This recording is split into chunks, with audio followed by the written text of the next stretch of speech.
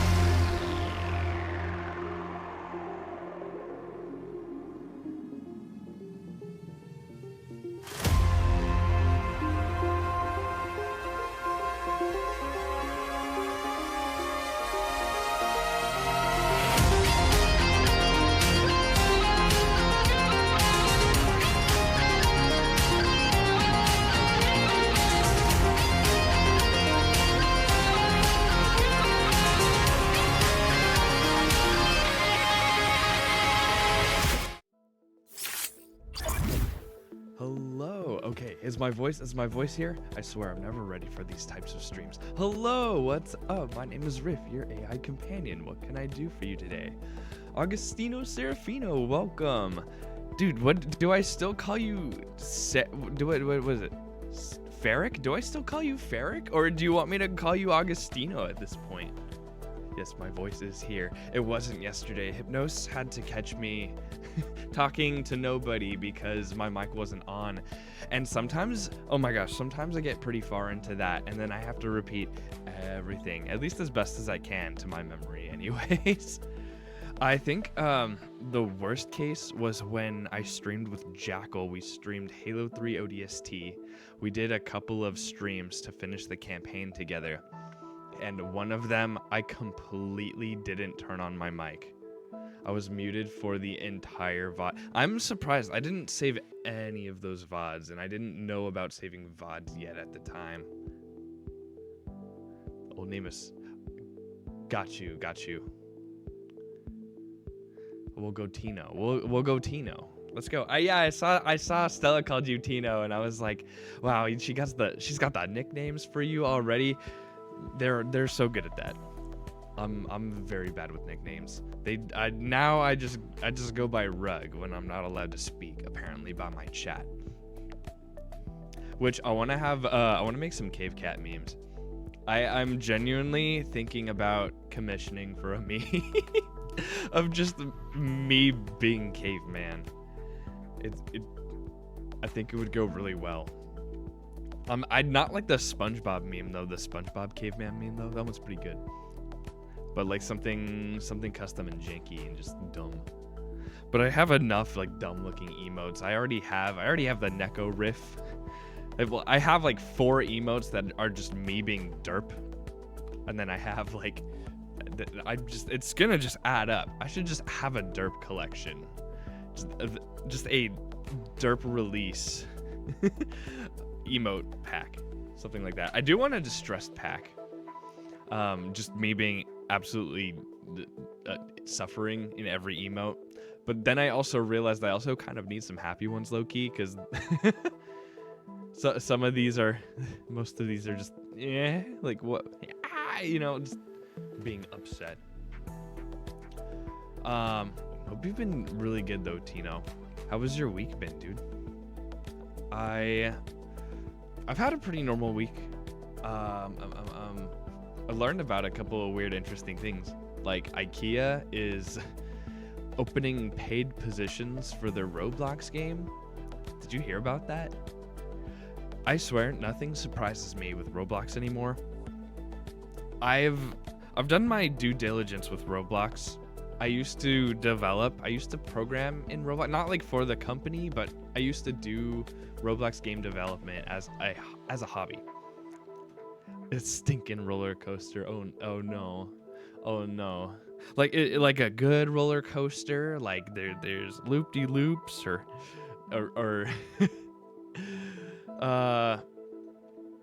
that's hard, man. It is. If you're in school, I know everyone's graduating all at once. Everyone and their mom is graduating, I swear. My sister will be coming home from college, and I'll be very excited to celebrate with her, and also to get to spend time with her again. Go on some like late night McD's runs. Get those chicken nuggies. Chicken nuggies, dude. Dude, I got some chicken nuggies at McDonald's last night, dude. Heck yeah. My mom told me that if I waited for things, dude, like good things will happen to me, dude. And I got some McNuggies from McDonald's last night, dude. Heck yeah. The very normal having a girlfriend kind of roller coaster. Oh, okay. Oh, I feel you. 100%. I better be careful about what I say though. Otherwise, and she'll travel back to Canada in a single night just to slap me. She's on a trip. She's on an F1 trip. They had a race today. And I heard Lando Norris was in the front. He was first place for a while. I don't know what the results of the race were, but that's our guy. That's our man. That's our boy. In my 30s, Lamau school is far behind me. Oh, okay. Girlfriend roller coasters then. Arguably harder than school.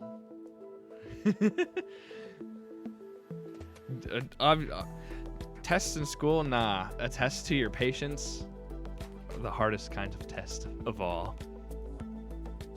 I test her every day. That's how good of a boyfriend I am.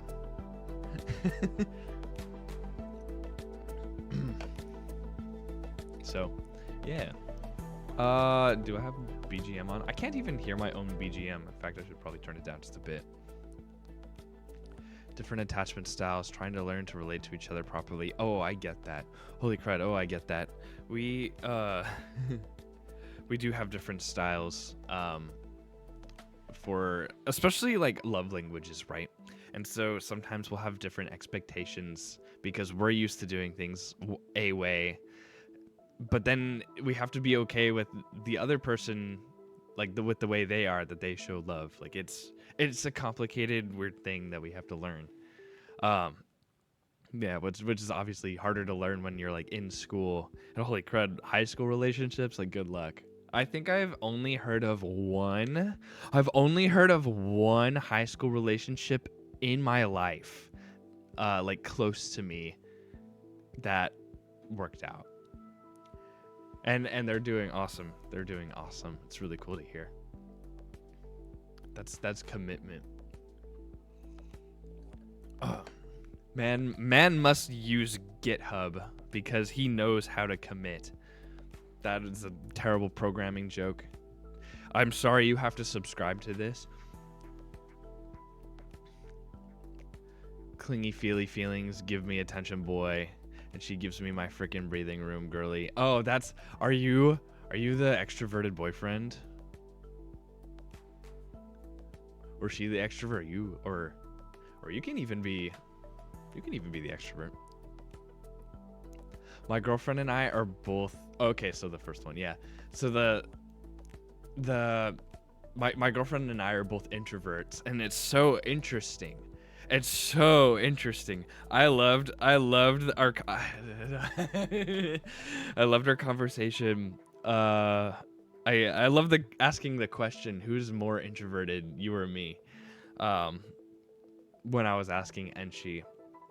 And I think we've determined we couldn't answer it immediately, but we've determined after like a week evaluation of just like kind of passively thinking about this question, we were like, I'm probably less of the introvert. I mean, look at me. Look at me. I'm a cat boy on the internet.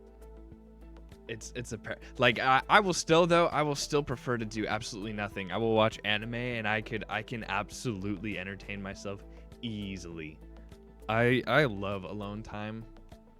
And that's also something to get used to when you're in a relationship. It's just balancing that, like being an individual, but then also, being a leader and also a good boyfriend. That's always rough. It's always rough to balance sometimes. But yeah. Super fun, super cool. I would ask more about it just like out of curiosity, but we're in public. Like I feel like asking all the normal questions that you would ask, like, oh, how long have you been going out? Oh, what's your guys' favorite activity to do with each other? And it's like, I don't know. It's all up to you, honestly. Sometimes it's easy to forget we're on the internet. An introvert, but anxious and need to be reassured. We're doing okay. Oh, she's also an introvert. Oh, okay, I see. But her styles are not really. Think about how we're doing, and she needs time to just do her own thing. Oh, I get that. Don't like social time. Just want time. Or don't like social time. Okay, this makes sense.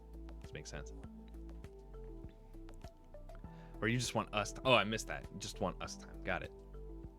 Yeah, you seem like a quality time kind of love language. Which is like, it's super interesting because like some people can't understand, and I know people like this. Some people can't understand like being with people and it's quiet and it's okay. You don't have to say anything. You just do something together. You just be in the same room as each other. You don't even have to be doing the same thing. And that's just a good time. It's just nice to not be alone.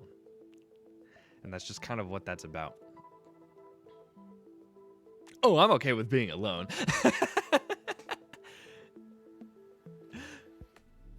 Oh, you mean you're okay with with quality time is what? Okay. Got it. Oh yeah, I could be alone every day. I don't have to see grass to know that I'm doing awesome. Oh my gosh. So I just did so today I've been doing this volunteer thing where I've been playing percussion for my local church on stage during worship, during like when we do worship songs. And it's not a necessary thing for worship, but I get to use like a drum pad and I get to use different effects. And that's been a really interesting learning experience. It's been teaching me how to use my drum pad on my MIDI keyboard at home, like right in front of me right now that you can't see, but I've been learning how to use that. And it makes me really excited to learn more about how I could use the drum pad in production, maybe even curate my own drum kit and then just be able to play it instead of have to draw it on my freaking DAW. I want to be alone with her, and she just wants to be alone. Use it right now. I can't. Wait, maybe that's actually smart. Wait, that's actually really cool. Hold on. Oh, no, I don't have the source. Up. But holy crud, I could have oh my gosh, I could have literally a sound effects board. Wait, this is actually nuts. This is huge. Tino, this is a good idea. Wait, you've given me... I might set this up now, actually, for future things. I can show you in the next overlay, actually, because I have the FL Studio source. But, that's correct. That's such a good idea. Wait, it's like having a makeshift stream deck in front of you. That's wild. It doesn't even have... I have all these piano keys, too. Wait, it doesn't have to be software. It just has to... Wait, it's just a piano. It's just a piano that's like operating as a soundboard. Wait, why haven't I thought of this? I'm kind of stupid. Now I'm excited now I'm like thinking of ideas. Oh gosh. Now you guys aren't the only ones who get to do sounds. I'll just do the, I'll just put the reverb part. What is it? The reverb part on C. And I'll have the control to use it. Look, okay, I've used it for things like noodling, with like melodies, but not as like, during my music streams, not as like something outside of a music stream. You feel me? Like, does that make sense? I don't know. I just don't tend to think about music when I'm outside of music. That's deep. Whoa, that's so deep, dude. What if, like, what if, like, everyone's backyard fences disappeared, dude? Like all that open space. That'd be crazy, man. I had a lucid dream one time where, it was the one and only lucid dream I'd ever had. It convinced me that lucid dreams are real.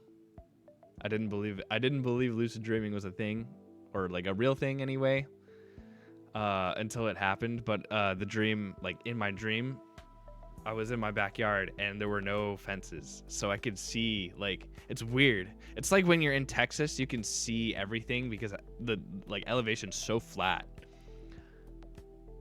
Or if you're in South Dakota, I heard. You should record a Vocaloid voice pack. Wait, I should. How can I do that? I wonder how.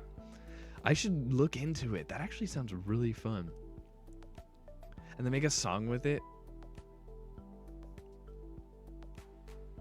The only time I'm not lucid dreaming is when it's a nightmare. Whoa, what the heck? Really? You like do it almost every time unless it's a nightmare? That's true, because I guess you wouldn't have control if it's a nightmare, right? If you were lucid dreaming in a nightmare, you just not make it a nightmare. She knows how she's a Vocaloid fanatic. Yo, she could teach me. I want to do a collab with Junie. I think I found a good game too. I mean, I'm open to any game, but there's this one game called 100% Orange Juice, and it's kind of like this cute, like anime, like Mario Party kind of game. Holy crud, sax collab. That'd be so difficult. That'd be so. Holy crud. Yeah, she does play the sax too. That would be hard. That'd be so hard. That would go hard. Like, that would be so awesome if we did that. I just don't know how. I just don't know how we do it. It would be cool to like maybe get a recording of her and then to play along to it. Do like some kind of duet. Because the only way that that would ever work over Wi-Fi is if I had like the local audio with me.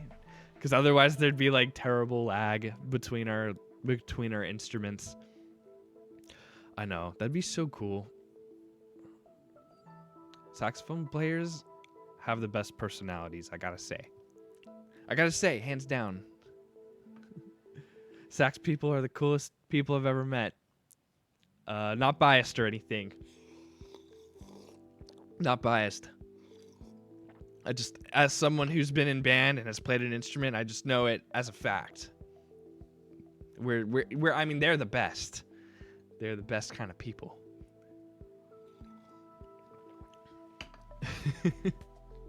Sips tea.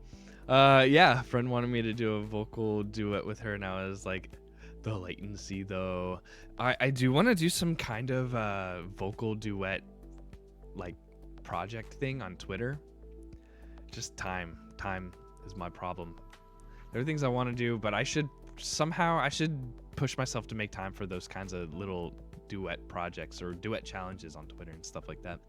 I see those and I want to do my own. And actually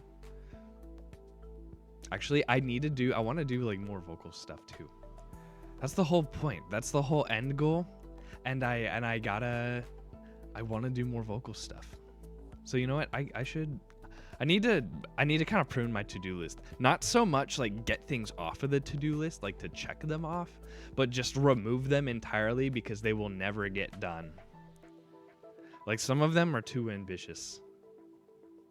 But I think it'd be really cool to do some kind of little duet thing. Because then it lets other VTubers like get the opportunity to duet.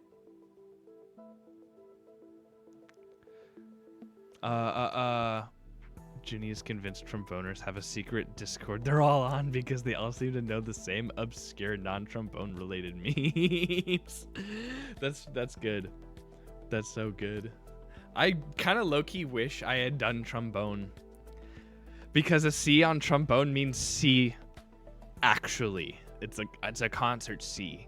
Like their C, you know, saxophone, a tenor sax is in the key of B flat. So you play a B flat and it's not actually a B flat. It's a different note.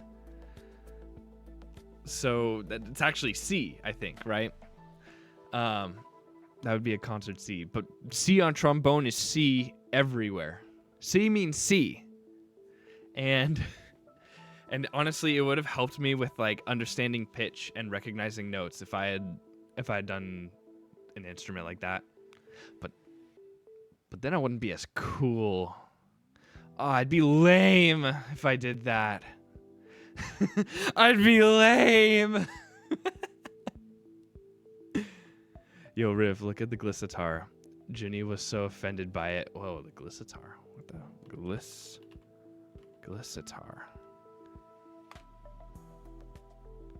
Whoa. Wait, I can do YouTube. Wait, can I do YouTube? As long as I'm reacting to it, that's fair use. Except when there's an ad. Are they playing copyright music? I don't know. Let me mute that. They probably don't do copyright music.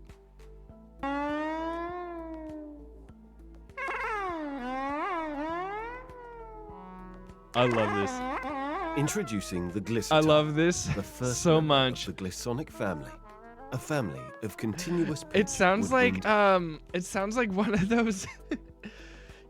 you know, like those happy face like instruments. Someone did like what the heck? What the heck is that other?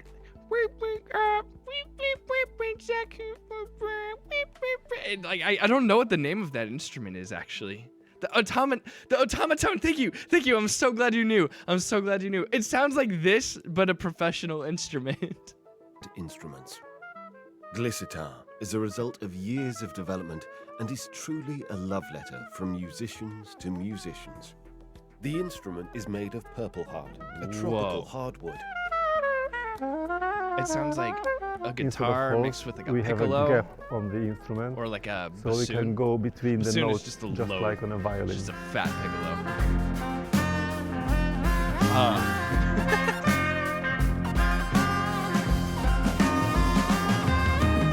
Wait.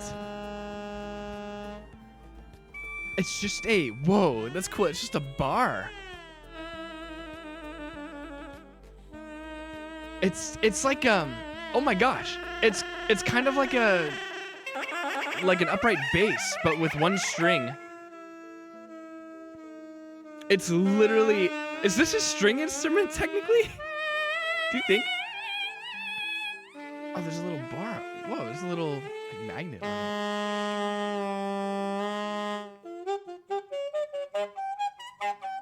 Not is much has crazy. happened in the development of woodwind instruments since the saxophone was invented 180 years ago. Is saxophone one of the most recent instruments?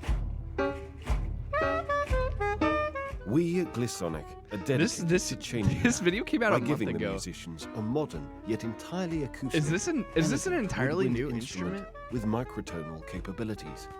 This instrument enables you No, to it's play woodwind. the It full uses pitch ultra-sax continuum mouthpieces. using Oh, that's 2.5 really cool that it octaves, reuses and that. it works with a standard soprano saxophone mouthpiece. Wow. The Wow. Glissiter works great with jazz, experimental, I want world one. music, I want 12 or of them. classical music as well. Playing this instrument can also help students Soprano because sax. the Okay. intonation is very Oh, intuitive. then it's gonna it be- resembles singing. It's gonna require. We have a gorgeous It's gonna require some level of strength in your lips, in your chops. Yeah, I like tenor because it's just easy to pick up, and you don't need the strongest lips to play it. I used to play baritone sax. That was what I was known for. I just did it because it was fun. I one time, holy crud, let me flex real quick. I one time won an award for a solo. But this was middle school ago. This is old news. But I was falling asleep in my seat because we were watching other jazz band performances. And we were trying to get ratings, right? And I was not very good at listening to jazz. It like made me fall asleep. Plus it was just hard to sit in one place and listen to jazz, especially as a middle schooler. Like, it's just rough. I learned how to sleep with my neck standing up, like, so that no one could know that I was sleeping. This is a real thing. I can still do it. This is an actual fact of me that I can't believe I've never thought to share. Yeah, I can sleep with I can just sit up and sleep. Because I had the anxiety of people seeing me sleep in public places. It was really funny. And if I was in class, I just didn't care. No, I'd sleep in class. If I was sleeping in class, it was usually for a good reason. No, I felt so safe to sleep in classrooms, dude. Because I tended to be a pretty good student. So if I was sleeping, like, it was the professor's fault. That's super prideful to say, but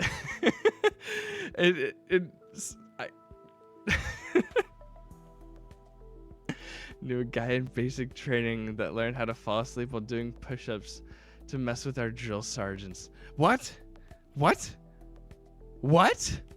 How can you do that? There's no way you could do that. Like, while like actively like you're pushing up and down, he can, like, you know what? I believe that. I can believe that. You know, there can be some type of separation from like your muscles to like your consciousness, I think. Like, I don't know how I trained my neck to stay up like while I'm sleeping, but it's like that's got to be some kind of active muscle movement. Like, I'm sure you can just, if you are good enough at push-ups, you can just sleep while doing them. It's like, it's just dozing off kind of while you're doing things, but then just surrendering to the doze and just fully committing to the unconsciousness. Fully commit to the sleb. Fall to the sleb. He's got caught when he was doing push-ups after the rest of us stopped. Oh, that's funny. The drill sergeant just stood there watching like, dude, what the heck? Can't even be mad. Hey, he's just doing more push-ups for the... He should just be assigned more push-ups. Dude's built different to just be able to sleep while doing push-ups. There must be nothing to him. There's got to be a certain point, like in your strength, that like push-ups are like your own body weight is not a good enough workout for you, you know? Dude was also jacked, right? So that's it. That makes sense. Like, once you're able to lift your own body weight and then you have to go beyond that, like those kinds of exercises are not as I wouldn't say effective, but just not as challenging. Yeah, he had to have been jacked. Like, it had to have been a non-issue for him to do push-ups to be able to sleep during them.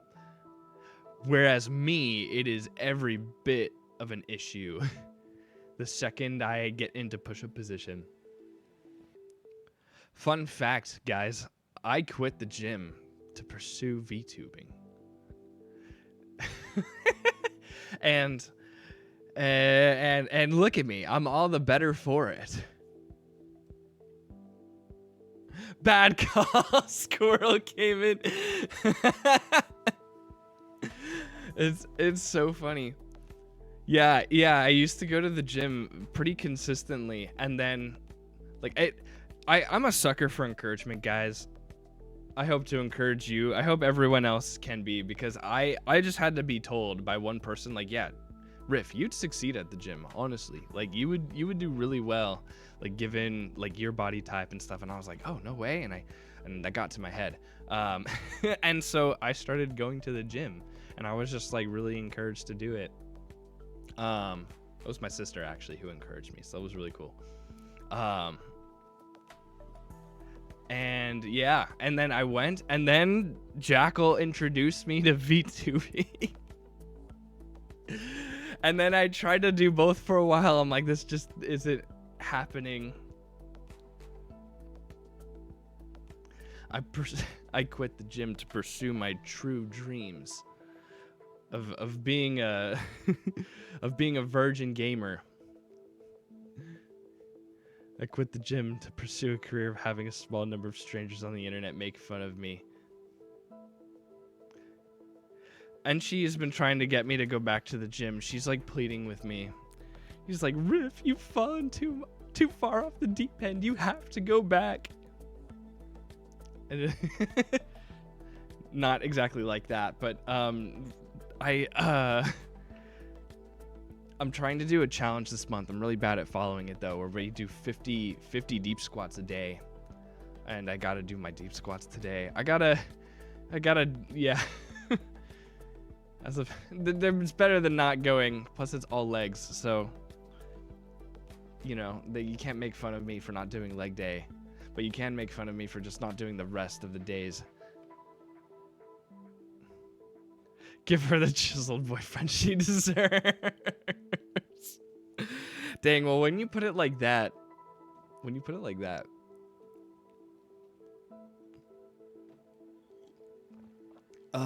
it may be a little bit too late to get the summer body. It might be like 2 weeks too late for me to get that summer body. You know, I should have started maybe just like 3 weeks ago, and then I would have been there by now. It would have taken no effort at all. It's a shame, but you know, I just do it for you guys. I do it for the fans. I just do it for the love and the virtue of VTubing. I'm screwed because my GF wants me fat. Says I'm comfier that way. That's actually funny. That's actually awesome. I love that. I love that so much. Keeper. She's a keeper, dude. That's awesome. Oh, I love that. Guys, this is so awesome. This is such a great way to start. Seeing as we're 30 minutes in, we can go ahead and get into the video. I need to announce that there will be alpha groups after the video. So these streams don't tend to last very long. Once the video is done, we're going to end the stream and then we're going to go into my Discord and we're going to do alpha groups. I'll give an announcement for the voice channel that the alpha group is going to be taking place in. And yeah, it's just kind of like a small group and just a time to talk about the video. Yeah. And it's also a really great way to get to know you guys and for you guys to get to know me personally. And also there is, for Reach5k, there is actually a physical Reach conference happening in Florida on September 6th through 7th. So if people are actually interested in interacting with Christian content creators, VTubers, or regular normal people, functioning members of society, come to Reach Conference. It's actually in Orlando, Florida, and I know how to get you guys free tickets. So come to Alphas if you guys are interested in that. All right, thanks Tino. Dude, thanks for making it. This was such an awesome conversation, dude. Hope you come back. This is really cool. Anyways, let's go ahead and get to the vid. Cool. My chat's gonna be up here and a little bit to the side and a little weird. I need to fix my overlays.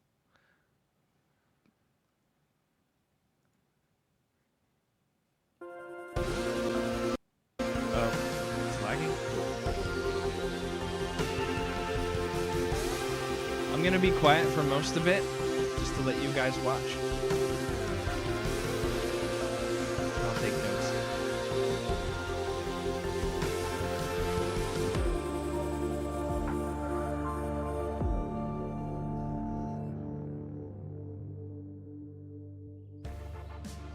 We are living in a time when we are better connected than ever before. And as soon as something happens anywhere in the world, we know about it straight away. But with so much information at our fingertips, it can be hard to sift out the really important from the superficial. For many people, the Bible seems a bit outdated, boring, or just plain hard to understand. What can the Bible possibly say to us in the 21st century?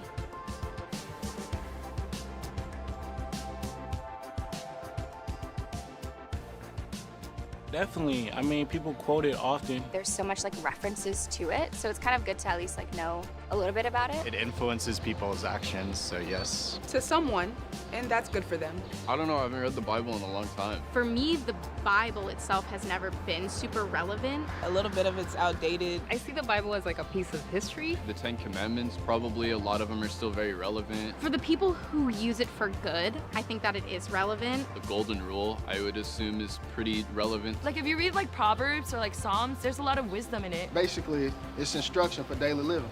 If it leads you to be your best self, then that's lovely and wonderful. It can be, it cannot. It's up to you. I mean, anything can be applicable and anything can be relatable, but it's not necessarily true. Not all things, because the world changes every day. Yeah, because everything that's happening then is still happening now. Absolutely. Yeah, I think it's more relevant than ever. It's very much relevant. We just got people who need to read it.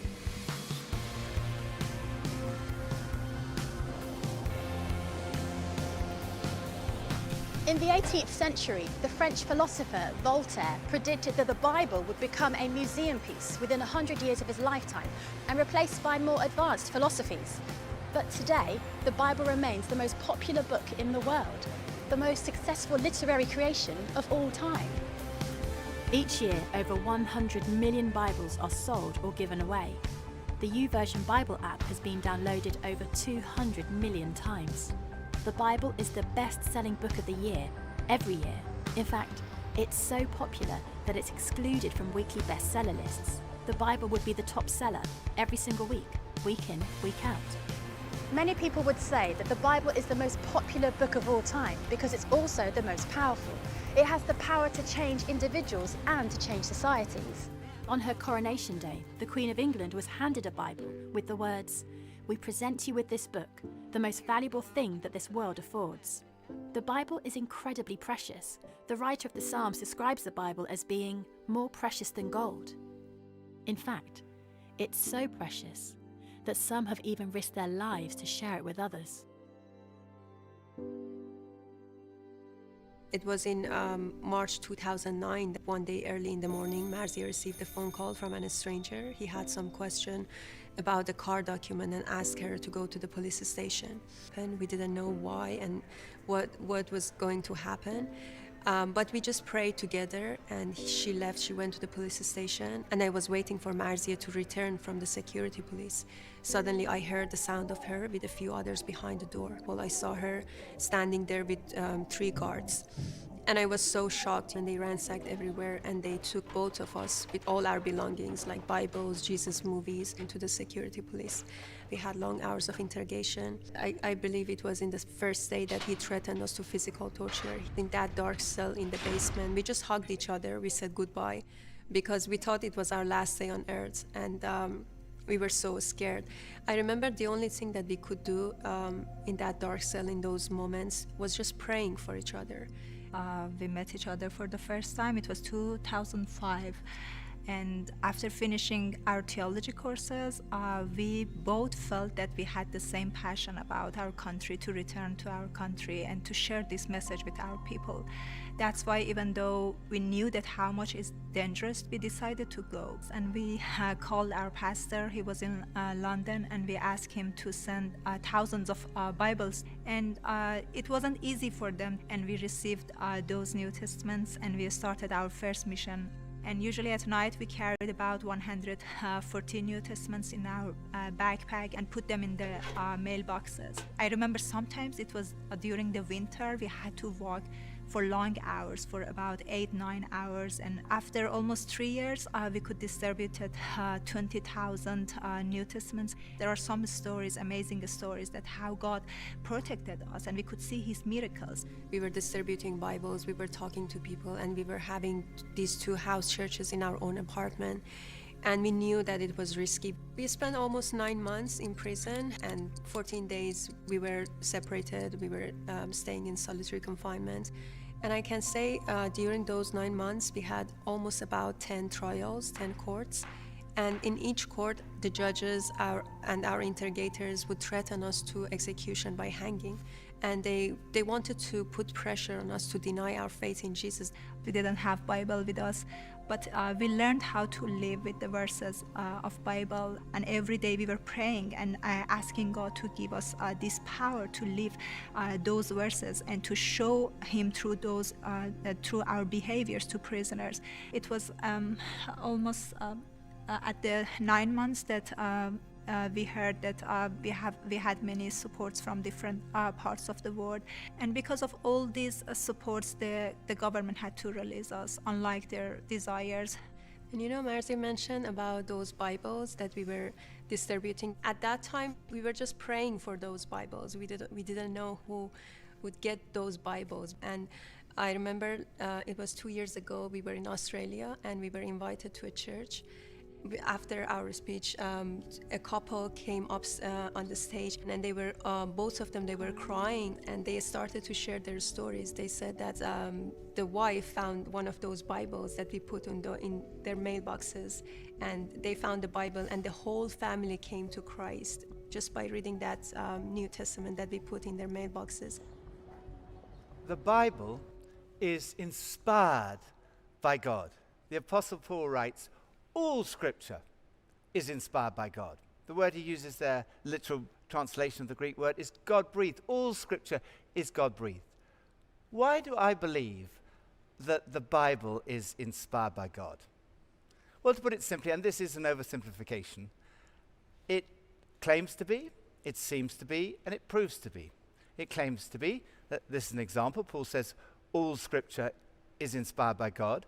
It seems to be, when you read it, it has the ring of truth, and it proves to be. I've found that in my life. As I've put it into practice, as I've read it, I've sensed God speaking to me through it. And I'd encourage you to do the same. Try it out, and you'll find it proves to be the Word of God. Pope Francis, in his letter, Evangelii Gaudium, the joy of the gospel, encourages everyone to study the Bible for themselves.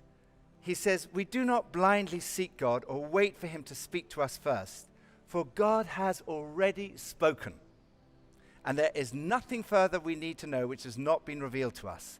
Let us receive the sublime treasure of the revealed Word." Over a period of 1600 years, the Bible was written by at least 40 authors. Kings, scholars, poor people, philosophers, fishermen, poets, statesmen, historians, teachers, prophets, doctors. They wrote different types of literature, such as history, poetry, prophecy, and letters. So the Bible is 100% the work of human authors. But it's also 100% inspired by God. How can that be? St. Paul's Cathedral in London was built by Sir Christopher Wren, the greatest English architect of his time. Construction started in 1675 when he was 43 years old and continued under his direction for 36 years. It was completed in 1711 when he was 79 years of age. Now, while Christopher Wren built St. Paul's Cathedral, he didn't actually lay a single stone. There were many people involved: stonemasons, carpenters, labourers and artists. But Sir Christopher Wren was the inspiration behind it all. With the Bible, there are many different writers, but one architect, one inspiration behind it all, God himself. That doesn't mean that there are no difficulties. The Apostle Peter, talking about some of Paul's letters, says there are some things in them that I find really hard to understand. Of course, there are many difficulties in the Bible. Moral and historical difficulties, and apparent contradictions. And if you've ever tried to read the Old Testament, you know that there are some shocking things that happened. And you might think, well, how can that be inspired by God? It's a bit like suffering and the love of God. At the heart of Christianity is the love of God.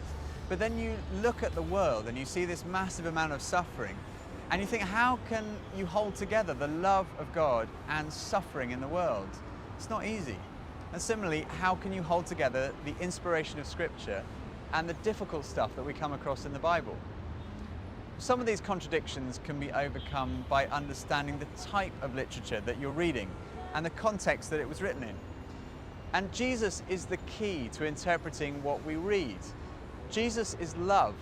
He's the supreme revelation of God. If we want to know what God is like, he is like Jesus. And what I've found is that the more you trust that the Bible is inspired by God, the more you understand.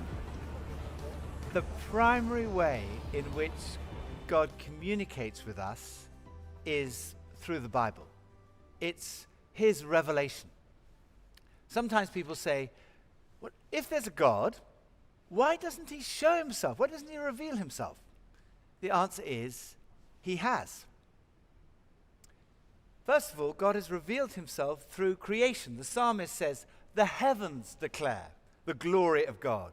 The skies proclaim the work of his hands." It's like when you go out on a mountain and you look out at the beauty of creation, the magnificence, the stunning scenes that you see. You say, wow, there's got to be a God. Or you look out at the sky at night and you see all the stars and you say, someone must have created all this. The very fact that we're here, the fact that there is something rather than nothing, points to a creator. The fine-tuning of the universe. Surely only God could have done that. The fact that we're created with this longing for something more, a longing for God. So yes, God has revealed himself in creation, but supremely, God has revealed himself in a person, in Jesus. But how do we know about Jesus? The main way we know is through the Bible.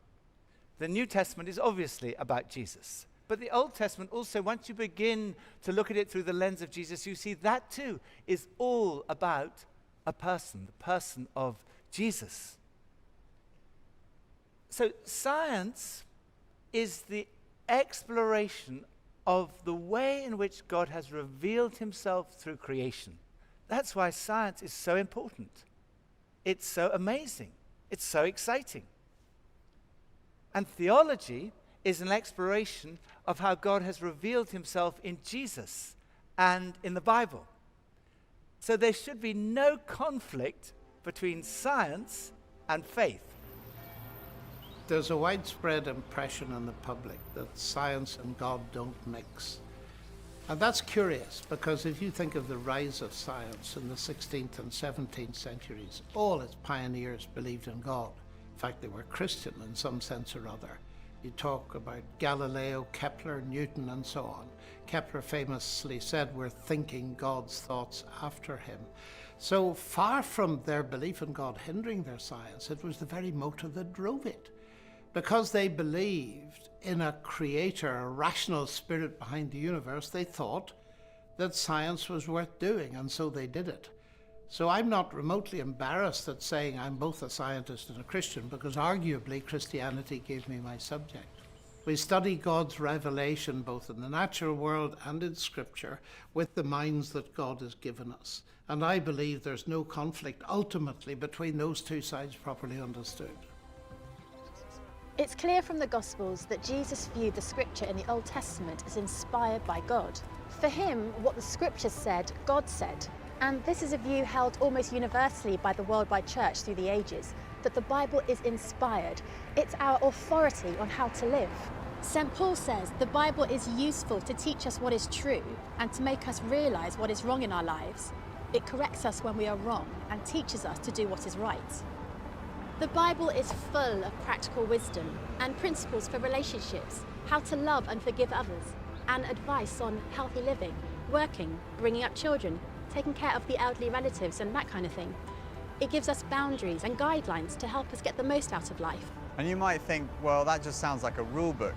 It'll take away all my freedom. But actually, we all need boundaries. Imagine if sports had no boundaries or guidelines. They'd be impossible to play and they'd be quite confusing to watch. Well, in a tricky green it is, Bill. Canodle's really got to get back on track here after bogeying the 14th. It looks like he's ready to make a shot. A smart move. Another smart move by Canodle. He's really rounded out his short game. Well, these two athletes are so evenly matched here. Jeffries jumps in right away, establishing control. Whoa! Hey, I thought we might see something like this. This team is known for these shrewd kind of tactics. If there were no boundaries or guidelines in life, then our lives would be utter chaos. God has given us guidelines for how to live, not because he hates us or wants us to be miserable, but because he loves us and he wants us to enjoy life to the full. True freedom actually comes from when we know that God is in control and that there are boundaries. Yeah, so we know that children who grow up without boundaries are insecure, they're unhappy. And it's the same with us. Actually, the boundaries are given out of love. God didn't say, you shall not murder because he wanted to ruin our fun. He didn't say, don't commit adultery because he's a spoilsport. He doesn't want people to get hurt. He loves you. Through the Bible, God has spoken. But also, through the Bible, God still speaks. The Bible has been described as a love letter from God. When you receive a letter from someone you love, you keep the letter.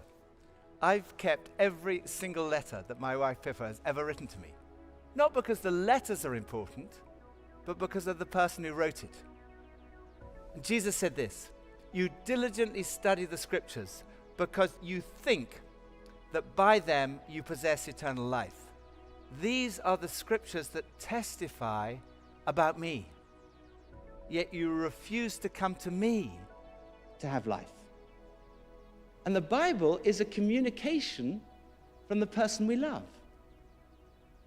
If you like, it's a love letter from God. And that's what makes it so exciting to read. Jesus makes this point that the purpose of the Bible is not just to study the Bible for itself, but the purpose of the Bible is to bring us into a relationship with Jesus Christ. He says the whole purpose of this book is to bring you into a relationship. And that relationship is what matters. I had a friend named Earl Smith. Everyone in his family was wealthy. Earl was so rich he didn't need to work, and instead he started taking drugs. He took such hard drugs that he ended up in hospital at the age of 30. Someone came to visit him and gave him a gift, a copy of the New Testament. Earl was thrilled because he realized that the pages of his new Bible were perfect for rolling joints. And he'd rolled his way through Matthew, Mark, Luke, and when he got to John's Gospel, he finally started reading. After reading John's Gospel, Earl came to faith in Jesus Christ, and his life was never the same again. It affected everything in him and everyone around him, including his psychologist, a beautiful doctor named Tommy. She couldn't understand it. "I don't understand it," she said to Earl. "I have everything, a great job, money, family, friends, and yet inside I feel totally empty. Meanwhile, your life is a complete mess, and you still have this extraordinary peace about you." So Earl told her all that he'd read in the Bible. He explained what it felt like to be loved by Jesus Christ. Earl led Tommy to know Jesus. And then he married her. Earl and I trained together at theological college. God is longing to communicate with us, to be in a relationship with us. At the end of John's Gospel it says, "These things are written that you may believe that Jesus is the Christ, the Son of God, and that by believing you may have life." So the best way to invest in this relationship and to hear from God and to know Jesus is through reading the Bible. It's easy to be overly ambitious. Like you'll say, "I'm going to read a book of the Bible every day for an hour." Now that is ambitious. Or thinking of squeezing it in at the wrong time.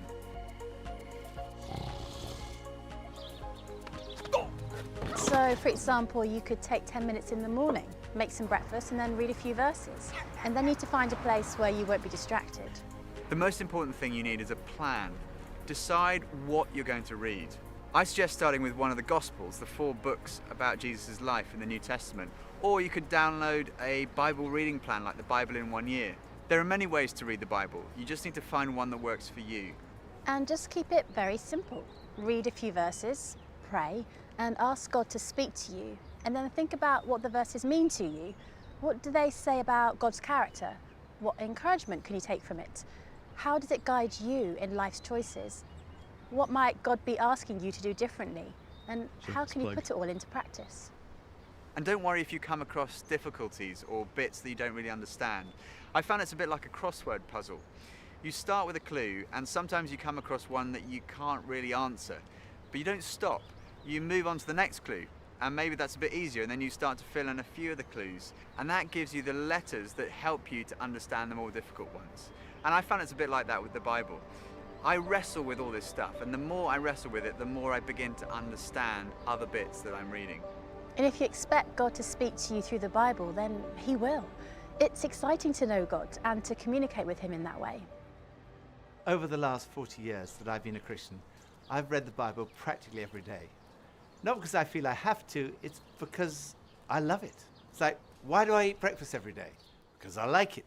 To me, not reading the Bible, it's like skipping a meal. Because the Bible to me is spiritual food. And I want to encourage you to develop a regular pattern of reading the Bible each day and praying that God would speak to you. It's an amazing experience when He does. I think back, for example, to when my father died in 1981. My parents, when I became Christian, they were neither of them were churchgoers, and they were a bit worried about it. My mother eventually became a committed Christian, but my father really was always a bit cautious, I would say, about my faith, and never certainly gave any indication that he had a faith. And so when he died, of course, I missed him. I was very shocked by his death, but for me there was an added ingredient. I was concerned about whether he had a faith or not, whether he was a Christian. And about 10 days after he died, I was reading the Bible, and I sensed God speaking to me through a verse. And it was in Romans 10:13, which says, "Everyone who calls on the name of the Lord will be saved. And I sense God saying to me through that verse, your father did call on me and he was saved. And that was so reassuring. But at that moment, Pippa, my wife, came into the room and she said, I've just been reading a verse which I think is for your father. It's from Acts 2:21. And it says this, everyone who calls on the name of the Lord will be saved. It was quite extraordinary because that verse only appears twice in the New Testament. She'd read it in one part, I read it in another. And then 3 days later, we went to this small group where we were studying the Bible, and we happened to be studying Romans 10. Particularly, we were looking at verse 13. Everyone who calls on the name of the Lord will be saved. So like 3 times in 3 days, God seemed to have spoken to me through that same verse. But such was my lack of faith that the next morning, as I was going to work, I was still worrying about that question. And as I got out of the underground, I looked up, and on the station, there was this huge, great billboard. And on it, it said, everyone who calls on the name of the Lord will be saved. Romans 10:13. I remember saying to a friend, telling him the story about what had happened, and he said to me, do you think the Lord may be trying to speak to you? Let me ask you a question. Do you think the Lord may be trying to speak to you? And if so, will you let him?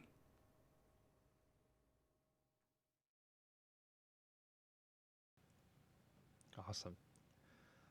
Well, we're going to go ahead and end the stream so that we can go into our alpha groups. So let me give us a link to the Discord for anyone who could be lurking, who's interested to join. We will have small groups in there, and I will announce the channel. That it's basically the same weekly sesh channel that we've been doing, but I'll always announce it just in case anyone pops in. No problem, Squirrel. No problem, because I will still have to write the announcement, and yeah, we'll also just chill, hang, and just talk before we even start. So you're all good. Come whenever you can. With that, I'm going to. I'll see you guys there. Was it the boy? Was it the fire burning in me? All of the noise turned into choirs of harmony. Left me with the pieces of forever that you broke. But since you left me alone, I've been high.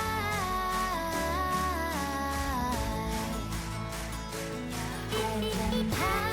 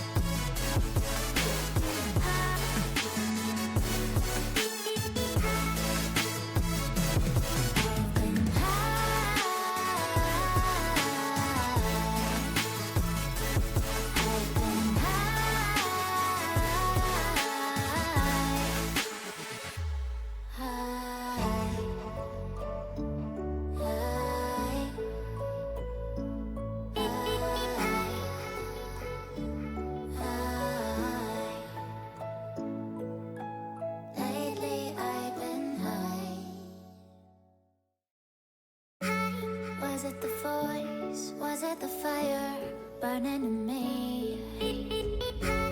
All of the noise turned into choirs of harmony. Left me with the pieces of forever that you broke.